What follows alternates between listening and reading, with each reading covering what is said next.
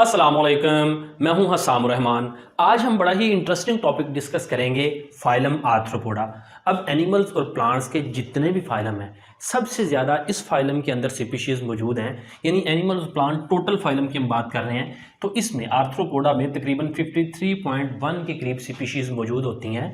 अब आर्थ्रोपोडा का लफ्ज़ी मतलब है, ये लफ्ज़ निकला है, आर्थ्रोन का मतलब है जॉइंट और पोड्स का मतलब है फिट, यानी इनके जो पाँव होते हैं, फिट होते हैं, वो ज्वाइंटेड होते हैं, जोड़दार होते हैं।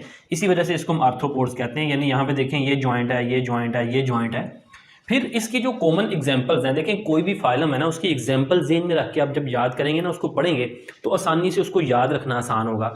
अब इसकी कॉमन एग्जांपल के अंदर काकरोच, मॉस्किटोज, बटरफ्लाई और ये ग्रास होपर हैं जो सबसे ज़्यादा कॉमन है, आम आसानी से आप इनको देख सकते हैं। इनकी बॉडी सेगमेंटेड होती है, यानी कतों पर, सेगमेंट्स पर मुश्तमिल होती है, और हर दो सेगमेंट्स, वो जो क्यूटिकल होती है, इसकी जो ऊपर स्किन होती है, वही क्यूटिकल की मॉडिफाइड फॉर्म होती है जो दो सेगमेंट्स को आपस में जोड़ती है। और फिर इनके जो अपेंडिजेस होते हैं वो मुख्तलिफ इंसेक्ट्स के अंदर मुख्तलिफ काम करते हैं।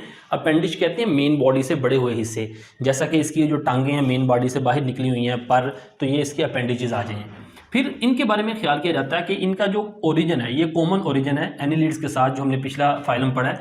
एनिलिड्स और इनका कॉमन ओरिजिन इस वजह से है कि इनके कुछ कॉमन करैक्टर हैं, जैसा कि दोनों सेगमेंटेड वर्म हैं, दोनों में अपेंडेजेस होते हैं और दोनों में क्यूटिकल होती है। इस वजह से इनका ओरिजिन कॉमन ख्याल किया जाता है। हैबिटेट की बात करें तो ये बहुत ज़्यादा डाइवर्स वेरीफाई हैबिटेट के अंदर रहते हैं। ड्राई हैबिटेट में भी, एक्वेटिक हैबिटेट में भी, एक्वेटिक में मैरीन हैबिटेट और फ्रेश वाटर, तमाम किस्म के हैबिटेट्स के अंदर ये पाए जाते हैं। तादाद जो बहुत ज़्यादा है। फिर वेरिएबल स्ट्रक्चर डिफरेंट तरह के होते हैं। मसलन कुछ इनमें वर्म लाइक होते हैं, जैसा कि सेंटीपेड, कुछ फ्लाइंग इंसेक्ट्स होते हैं। अब जो उड़ने वाले इंसेक्ट्स होते हैं ना, उनकी बॉडी 3 हिस्सों में डिवाइडेड होती है, हेड, थोरैक्स और एब्डोमेन।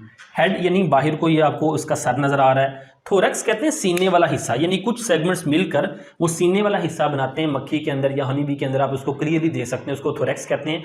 और फिर पीछे वाला हिस्सा एब्डोमेन कहलाता है। और जो थोरैक्स रीजन है, सीने वाला हिस्सा, इसमें 3 पेयर लेग्स के होते हैं, यानी 6 टांगे, 3 पेयर, और 2 या 1 पेयर विंग्स का होता है, परों का जोड़ा उसके अंदर मौजूद होता है। फिर इसकी जो बॉडी कवरिंग है, यानी इसकी बॉडी कवरिंग, बॉडी के ऊपर आप कह रहे हैं वाटर प्रूफ कवरिंग होती है, वो क्यूटिकल की बनी लेयर होती है जो वाटर प्रूफिंग फ्राहम करती है। फिर इसके अंदर ट्रू सीलोम मौजूद नहीं, बल्कि ट्रू सीलोम की बजाय हीमोसील होती है। देखें, हीमो का मतलब होता है ब्लड और सील का मतलब है कैविटी। इसमें ट्रू सीलोम नहीं है बल्कि रिड्यूस्ड हीमोसील है। वो हीमोसील वो कैविटी है जिसके अंदर इसका ब्लड मौजूद होता है, क्योंकि इसमें क्लोज्ड सर्कुलेटरी सिस्टम नहीं है, ओपन है, यानी इसका जो ब्लड है वो ओपनली सारे टिश्यूज के अंदर मौजूद होता है। इसी वजह से इसको हम हीमोसील कहते हैं, यानी ऐसी कैविटी जिसमें ब्लड भी मौजूद हो, और वो हाइड्रोस्टेटिक स्केलेटन के तौर पर भी काम करती है। इसका वैसे एक्सोस्केलेटन भी होता है। फिर डाइजेस्टिव सिस्टम की बात करें तो वेल डेवलप्ड डाइजेस्टिव सिस्टम है और ट्यूब लाइक डाइजेस्टिव सिस्टम है। यानी एक तरफ ये माउथ होता है, ये ग्रीन कलर में आपको नजर आ रहा है, डाइजेस्टिव सिस्टम माउथ होता है, और आखिर पे इसके एनस होता है। इसके मुख्तलिफ हिस्से होते हैं डाइजेस्टिव सिस्टम के, फोर गट, मिड गट और हाइंड गट, हर हिस्सा अपना अपना काम करता है। फिर इसकी जो फीड की बात करें तो ये छोटे एनिमल्स और प्लांट्स जो से होते हैं ना, इन चीज़ों पर ये फीड करता है। नेक्स्ट, एक्सक्रीटरी सिस्टम की बात करें तो इसका एक्सक्रीटरी सिस्टम भी बड़ा वेल डेवलप होता है। और याद रखें, ये जो इंसेक्ट्स हैं, ये वाहिद एनिमल किंगडम है जिसका एक्सक्रीटरी सिस्टम डाइजेस्टिव सिस्टम के साथ ये अटैच है। बाकी तमाम जानदारों में आप देखते हैं कि एक्सक्रीटरी सिस्टम अलग होता है, डाइजेस्टिव सिस्टम अलग होता है, लेकिन इसका जो एक्सक्रीटरी सिस्टम है ना, मालपिगियन ट्यूब्यूल्स, यहाँ पे देखें, ये जो ग्रीन कलर में डाइजेस्टिव सिस्टम है उसके साथ ये अटैच है। ये आपको ट्यूब्स नजर आ रही हैं, मालपिगियन ट्यूब्यूल्स। ये क्या करती हैं, हीमोलिम्फ में तैर रही होती हैं, और हीमोलिम्फ से वेस्ट मटेरियल इन ट्यूब्स के अंदर आता है। इन ट्यूब से फिर इस डाइजेस्टिव सिस्टम से होता हुआ एनएस के जरिए खारिज कर दिया जाता है, और जो वेस्ट मटेरियल रिलीज होता है वो यूरिक एसिड की शक्ल में रिलीज होता है। फिर नेक्स्ट, नर्वस सिस्टम की बात करें तो वो भी बड़ा वेल डेवलप होता है नर्वस सिस्टम। नर्वस सिस्टम में इसका ये ब्रेन होता है। इसके ब्रेन को हम सिंपल ब्रेन कहते हैं, क्योंकि ये ब्रेन मुश्तमिल होता है गैंग्लिया पर। गैंग्लिया कहते हैं cluster of cell bodies, neurons की जो सेल बॉडीज का एक गुच्छा बन जाए उसको हम गैंग्लिया कहते हैं।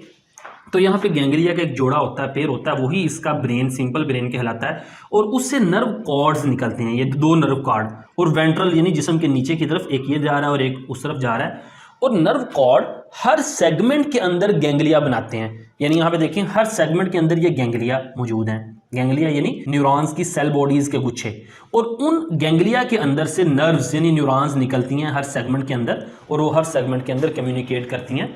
तो ये आपको येलो कलर के अंदर इसका नर्वस सिस्टम नजर आ रहा है। फिर रेस्पिरेटरी सिस्टम इनका वो भी बड़ा यूनिक होता है, उसको हम ट्रेकियल सिस्टम भी कहते हैं। यानी इनका रेस्पिरेटरी सिस्टम ट्यूब्स पर मुश्तमिल है जो पूरे जिस्म में फैली हैं। ये आपको ये ब्लू कलर के अंदर रेस्पिरेटरी सिस्टम नजर आ रहा है, यानी पूरी जो स्किन है ना, स्किन उसके साथ साथ ये मौजूद होता है। दरअसल इसकी स्किन के बाहर की तरफ ट्रेकियल ट्यूब्स होती हैं, जो बाहर यानी बाहर की तरफ स्पोर्स होते हैं जिनको हम स्पाइरिकल्स कहते हैं। अभी मैं आपको समझाता हूँ।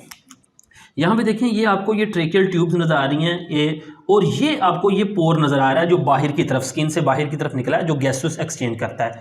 तो अगर हम ये इस इतने हिस्से को यहाँ पे ये बड़ा करके मैं दिखाऊं तो ये वो पोर है जो जिस्म से बाहर की तरफ सुराख होता है, जिसे स्पाइरिकल कहते हैं।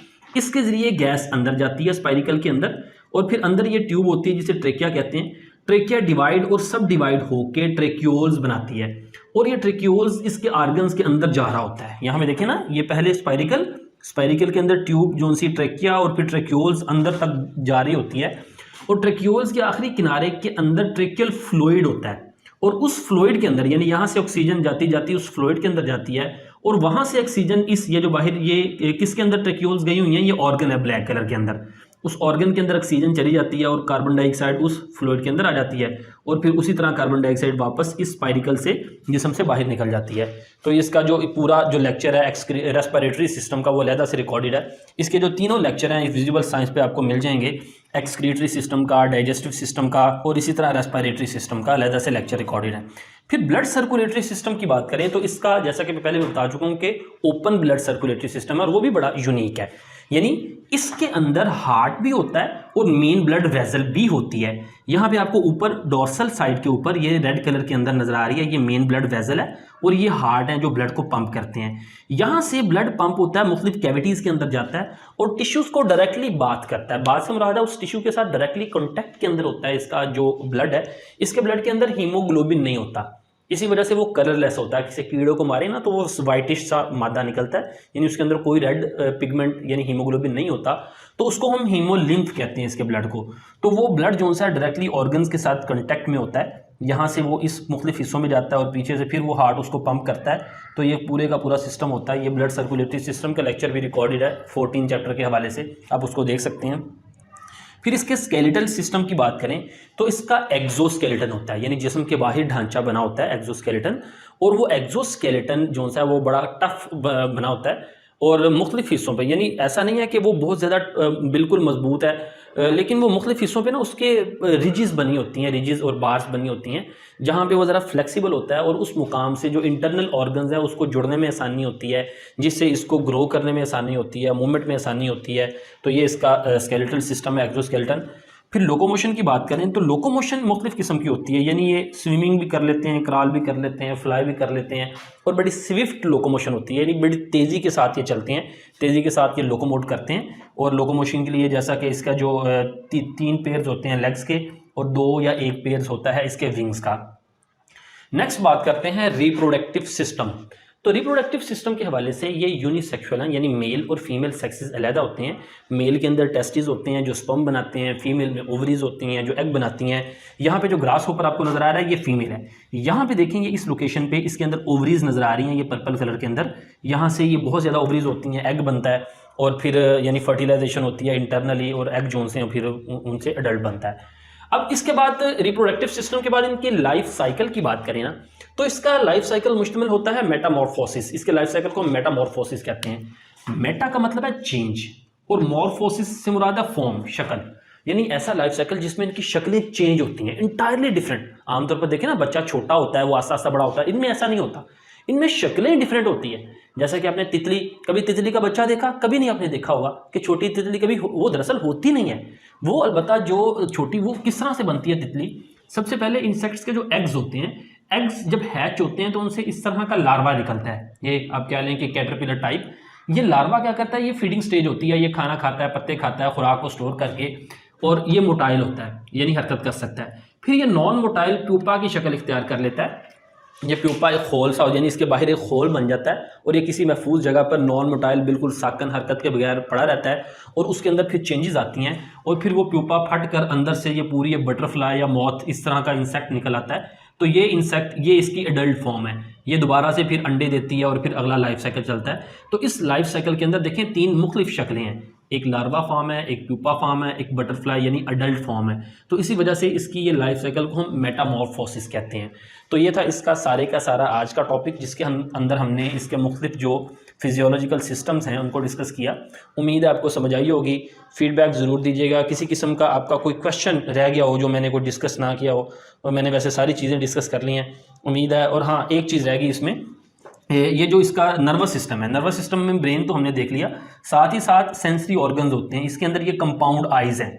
कंपाउंड आइज से मुराद यानी एक लेंस नहीं होता बल्कि मल्टीपल लेंस होते हैं, यानी छोटी छोटी तस्वीरें इकट्ठी करके ये इस तरह से देखता है। और फिर ये एंटीना होते हैं, ये भी सेंसरी ऑर्गन्स हैं, कंपाउंड आई और ये एंटीना जो से हैं ये भी सेंसरी ऑर्गन्स होते हैं। तो ये था आज का टॉपिक, उम्मीद आपको समझ आई होगी। फीडबैक ज़रूर दीजिएगा। मिलते हैं नेक्स्ट लेक्चर के साथ। अस्सलामु अलैकुम वरहमतुल्लाहि वबरकातुहू।